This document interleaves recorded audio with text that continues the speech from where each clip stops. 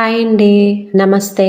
Welcome to Durga Krishna kitchen. వాతావరణం చల్లగా ఉన్నప్పుడు వేడివేడిగా ఏమైనా తినాలనిపిస్తే, అందులోనూ చాలా తక్కువ టైంలో ఏమైనా ప్రిపేర్ చేసుకోవాలనుకుంటే మెత్తని పకోడీ అనేది మంచి ఆప్షన్ అండి. సేమ్ బయట బండి మీద తీసుకునే టేస్టే ఉంటుంది. చాలా చాలా బావుంటుంది. బయట తీసుకునే బదులు ఇంట్లో ఉన్న వాటితోనే చాలా ఈజీగా మనం ప్రిపేర్ చేసుకోవచ్చు. ప్రిపరేషన్ టైం కూడా ఒక 10 నిమిషాల్లో ఈజీగా అయిపోతుంది.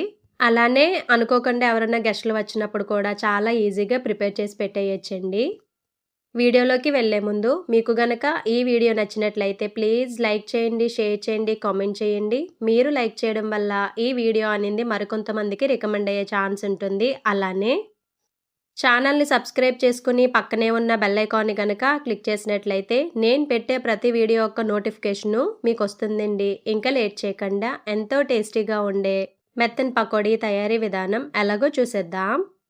ముందుగా ఒక గిన్నెలోకి ఇలా కట్ చేసి పెట్టుకున్న ఉల్లిపాయ ముక్కలను యాడ్ చేసుకోవాలి. 1 కప్ వరకు తీసుకున్నానండి ఉల్లిపాయ ముక్కలు. అలానే టేస్ట్‌కి తగ్గట్టుగా సాల్ట్‌ని యాడ్ చేసుకోవాలి. 1/2 టీ స్పూన్ వరకు. తర్వాత 1/2 టీ స్పూన్ వరకు జీలకర్ర, అలానే చిన్నగా తరిగిన పచ్చిమిర్చిని కూడా యాడ్ చేసుకోవాలి. ఒక పచ్చిమిర్చి యాడ్ చేస్తున్నానండి. నేను తీసుకున్న పచ్చిమిర్చి కొంచెం కారం ఎక్కువ.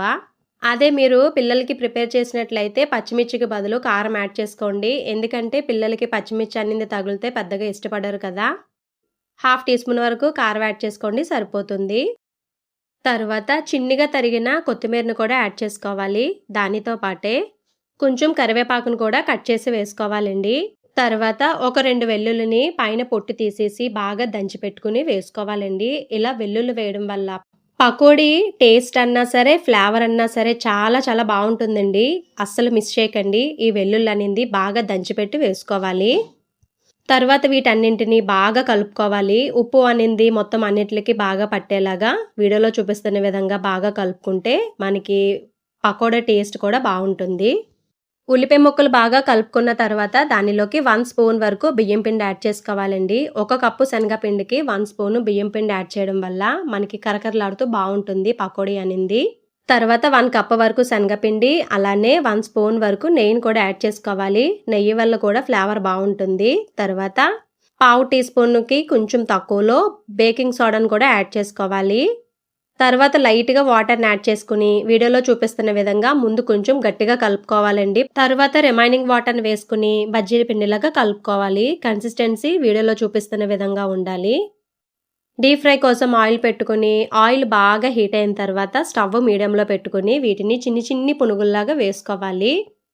చాలా చిన్నగా వేయాలండి. ఇవి వేగే కొద్దీ కొంచెం పెద్దవైపోతాయి కాబట్టి.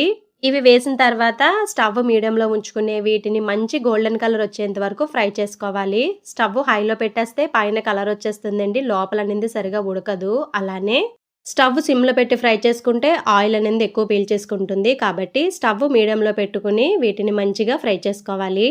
ఇలా మంచి గోల్డెన్ కలర్ వచ్చేంత వరకు ఫ్రై చేసుకొని వీటిని వేరే బౌల్లోకి ట్రాన్స్ఫర్ చేసుకోవాలి. అంతేనండి, రెడీ అయిపోయింది ఎంతో టేస్టీగా ఉండే మెత్తని పకోడీ. టేస్ట్ అయితే చాలా చాలా బావుంటుందండి. ఒకసారి మీరు తప్పకుండా ట్రై చేయండి. వీటిని టొమాటో కెచప్‌తో గనక తింటే ఇంకా బావుంటుంది కదా! అంతేనండి ఈ వీడియో. మరి ఈ వీడియో గనక మీకు నచ్చినట్లయితే ప్లీజ్ లైక్ చేయండి, షేర్ చేయండి, కామెంట్ చేయండి. కొత్తగా ఛానల్‌ని వ్యూ చేసేవాళ్ళు సబ్స్క్రైబ్ చేసుకొని పక్కనే ఉన్న బెల్ ఐకాన్‌ని గనక క్లిక్ చేసినట్లయితే నా వీడియోస్‌ని మీరు రెగ్యులర్‌గా ఫాలో అవ్వచ్చు.